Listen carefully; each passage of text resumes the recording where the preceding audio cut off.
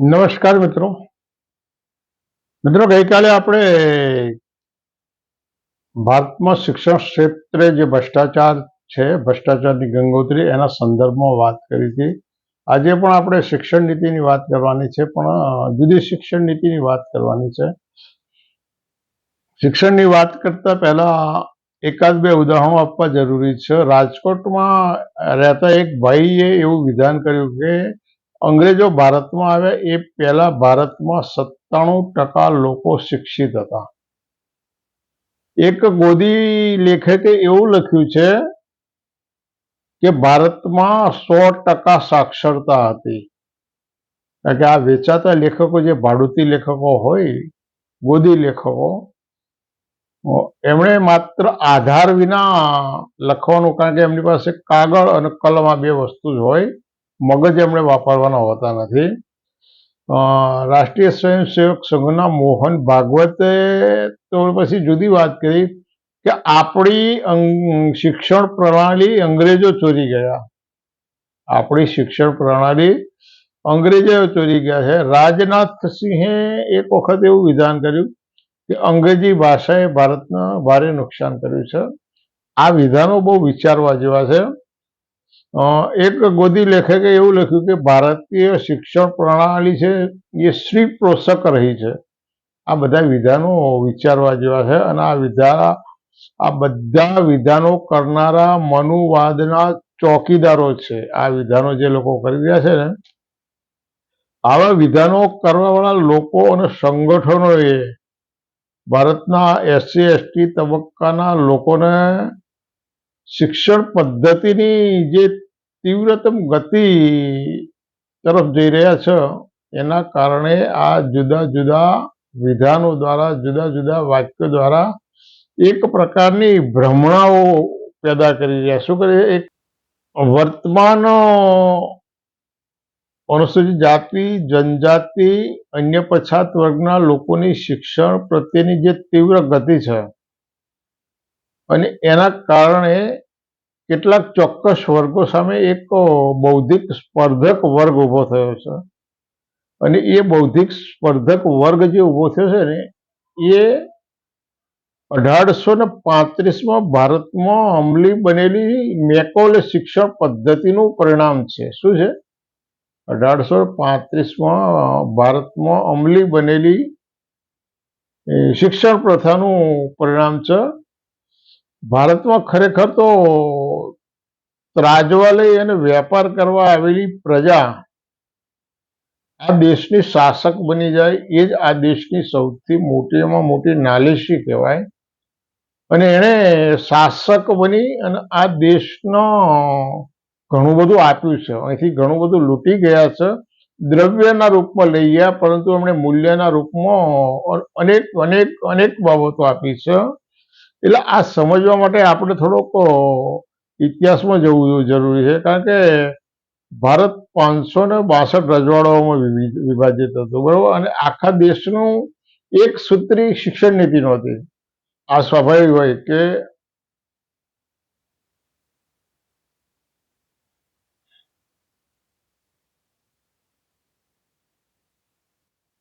વાસ્તવિકતા શું હતી કે 562 રજવાડાઓ એટલે 562 રાજાઓ. એટલે દરેક રાજા એ 5 ગામનું રજવાડું હોય કે 500 ગામનું રજવાડું, આ બધાના મગજમાં એક રાઈ ભરેલી હતી. પેલાની કરતા અમે ચડિયાતા છીએ, પેલાની કરતા અમે વધારે સમૃદ્ધ છીએ. એટલે આખા ભારતની અંદર એક સૂત્રી શિક્ષણ નીતિ નહોતી. જે રાજાઓની પાસે શિક્ષણની દ્રષ્ટિ ના હોય, એના દેશની અંદર કેવું શિક્ષણ, એના રાજ્યમાં કેવું શિક્ષણ હોય? કેટલાક અપવાદો બાદ કરતા જે રાજાઓની પાસે શિક્ષણ ના હોય, એની પાસે શિક્ષણ નીતિ હોય, એના રાજ્યમાં શિક્ષણ કેવું? અને એમાં સૌથી મોટી ખોટ એ હતી કે એ સમયગાળા દરમિયાન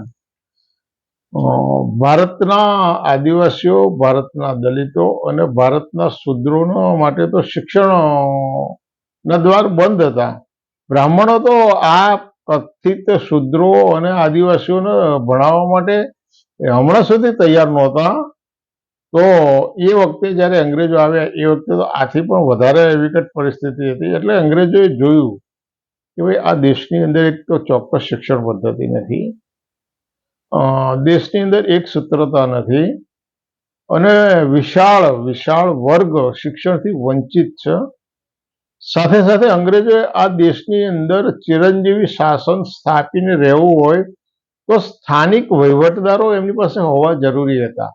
એ બ્રિટનમાંથી શિક્ષિત માણસો લાવીને અને અહીંયા વહીવટ કરે એ 100% અશક્ય હતું. એટલે અંગ્રેજોના શરૂઆતના જે વહીવટદારો હતા એ તો બ્રાહ્મણો જ હતા. એમના ક્લાર્ક હોય, એમના તલાટી હોય, એમના મુનિમ હોય, એમના મોટા ભાગના 90% કરતાં વધારે બ્રાહ્મણો હતા. પણ એટલેથી ચાલી શકે નહીં. એમણે એમનું શાસન ચિરંજીવી કાયમી કરવું હોય તો એના માટે એમની પાસે સ્થાનિક વહીવટદાર વર્ગ હોય. એટલે આવા સ્થાનિક વહીવટદાર વર્ગ ઊભો કરવાના ઈરાદાથી એમણે એક ચોક્કસ પ્રકારની શિક્ષણ નીતિ દાખલ કરવાનો વિચાર કર્યો અને એના ભાગરૂપે 2 ફેબ્રુઆરી 1935ના રોજ લોર્ડ મેકોલોએ એ વખતના બ્રિટન સરકાર અને ઈસ્ટ ઇન્ડિયા કંપનીના બહુ વિસ્તૃત પત્ર લખી અને ભારતની અંદર અંગ્રેજી શિક્ષણ અને વ્યવસ્થિત શિક્ષણ નીતિની જરૂરિયાત સમજાવતો આખો વિસ્તૃત પત્ર લખ્યો અને એ પત્રના અભ્યાસના આધારે 2 માર્ચ 1835ના રોજ ભારતમાં નવી શિક્ષણ નીતિ અંગ્રેજોએ સ્પોન્સર કરેલી શિક્ષણ નીતિ અમલમાં આવી અને એ શિક્ષણ નીતિ દેશના મોટા ભાગના પ્રદેશોની અંદર, બંગાળ પ્રેસિડેન્સીની અંદર, બોમ્બે પ્રેસિડેન્સી, મદ્રાસ, ઉત્તર પ્રદેશ અને બીજા ઘણા બધા પ્રદેશોની અંદર આ નવી શિક્ષણ નીતિ લાગુ કરવામાં. એમાં સૌથી સારી બાબત એ હતી કે સૌના માટે સુલભ શિક્ષણ હતું. કોઈના માટે એમાં ભેદભાવ નહોતો. જે ગુરુકુળ શિક્ષણ પ્રથા ને જેને અત્યારે આ લોકો પછાડ કરે છે, એ ગુરુકુળ શિક્ષણ પ્રથા તો માત્ર બ્રાહ્મણો સંચાલિત અને બ્રાહ્મણોના બાળકો માટે અને અમુક અંશે ક્ષત્રિય વૈશ્યના માટે હતી. એટલે 1835માં અમલી આવેલી જે આ શિક્ષણ નીતિ હતી એની સૌથી સારામાં સારી ઉત્તમ બાબત સૌના માટે સુલભ હતી. બીજું કે એની શિક્ષણની સમગ્ર દેશની અંદર જ્યાં જ્યાં લાગુ કરી ત્યાં એક સૂત્રતા હતી. એની અંદર કોઈ બીજા ભેદભાવ નહોતા અને આના કારણે એનો ઝડપી અમલ થયો. હવે આ જે શિક્ષણ નીતિ દાખલ કરી એની કેટલીક બધી જ વિશેષતાઓ અત્યારે આપણે અહીંયા આગળ રજૂ કરી શકીએ એમ નહીં. કારણ કે મેકોલો શિક્ષણ પદ્ધતિને સમજવી હોય તો અઠવાડિયાનો સમય જાય એટલી એ શિક્ષણ નીતિ વિસ્તૃત છે. પણ આપણે ટૂંકમાં જોઈએ તો આ મેકોલો શિક્ષણ પદ્ધતિ છે ને એ ભેદભાવ મુક્ત શિક્ષણ હતી. એની અંદર ગુરુકુળની જેમ અમુક જ ને પ્રવેશ મળે, અમુકને પ્રવેશ નહીં મળે. સર્વ માટે સુલભ હતું શિક્ષણ, સર્વ માટે સુલભ હતું. એ આદિવાસી હોય, કથિત અછૂત હોય અથવા તો બ્રાહ્મણ હોય, દરેકના માટે સુલભ હતું. આ શિક્ષણ નીતિ મુક્ત વિચારધારા, લોકતંત્ર, વાણી સ્વાતંત્ર્ય, સમાનતાના જે પશ્ચિમી ઉદાત્ત મૂલ્યો હતા ને એ સાથેની શિક્ષણ નીતિ હતી. આ જ શિક્ષણ નીતિએ મેકોલોની જે શિક્ષણ નીતિ હતી જે મુક્ત વિચારોના, વાણી સ્વાતંત્ર્યના, સમાનતાના અભિપ્રેત કરતી, આ જ વિચારધારાએ ભારતની આઝાદીની ચળવળ માટેની એક ફળદ્રુપ ભૂમિકા આણે ઊભી કરી આપી. આમ છતાં એ મનુવાદીઓ તો એમને મેકોલો શિક્ષણ પદ્ધતિ કાયમ વખોડતા રહે. આટલી સારી શિક્ષણ પ્રથા હોવા છતાં શા માટે આ પ્રથાના લાભાલાભ સમજવા ઘણો બધો સમય શકે, પરંતુ આપણે એના ટૂંકમાં જ એના લાભ જોઈએ. આના લાભાલાભ સમજવા માટે તો અતિશય લાંબો સમય જોઈએ. એના વિડીયો બનાવવા બેસો તો અનેક વિડીયો બને અને એના વ્યાખ્યાનો પણ અનેક દિવસો જાય. પણ એકદમ શોર્ટમાં જોઈએ તો ભારતની અંદર આજે વિજ્ઞાન, ટેકનોલોજી, સંરક્ષણની જે સિદ્ધિઓ ભારતે પ્રાપ્ત કરી છે એના પાયાની અંદર મેકોલો શિક્ષણ પદ્ધતિ છે. એના પાયાની અંદર ગુરુકુળ શિક્ષણ પદ્ધતિ નથી. ભારત આજે વિશ્વનું 5મા નંબરનું 4થા નંબરનું અર્થતંત્ર બન્યું છે. એમાં ગુરુકુળ શિક્ષણ પદ્ધતિ નહોતું, એમાં કોઈ વૈદિક શિક્ષણ પદ્ધતિ નથી. મેકોલે શિક્ષણ પદ્ધતિથી તૈયાર થયેલા કર્મચારીઓ અને બાબુઓના પ્રતાપે ભારતનું અર્થતંત્ર વિશ્વનું 4થું અર્થતંત્ર બન્યું છે. ભારત એક લોકશાહી દેશ છે અને એના પાયામાં ભારતની આજની જે લોકશાહી ટકી રહી છે ને એના પાયાની અંદર મેકોલે શિક્ષણ પદ્ધતિ છે. જો આ શિક્ષણ પદ્ધતિ ના હોય અને ગુરુકુળ અથવા તો વૈદિક શિક્ષણ પદ્ધતિ હોત તો આજે ભારતની અંદર તમે જે લોકશાહી શાસનનો શ્વાસ લઈ રહ્યા છો એ ના હોય છે. ભારતની અંદર આજે હજારો કોલેજો છે, હજારો યુનિવર્સિટીઓ છે અને એના પાયાની અંદર પણ આ જ નીતિ રહી છે. મેકોલેની શિક્ષણ નીતિએ આ દેશના મહાન વ્યક્તિત્વ આપ્યા, મહાન ફિલોસોફરો આપ્યા છે, મહાન લેખકો અને કવિઓ આપ્યા છે અને એના કારણે ભારતના SC, ST અને OBCના વિકાસનું માધ્યમ આ નીતિ બની છે.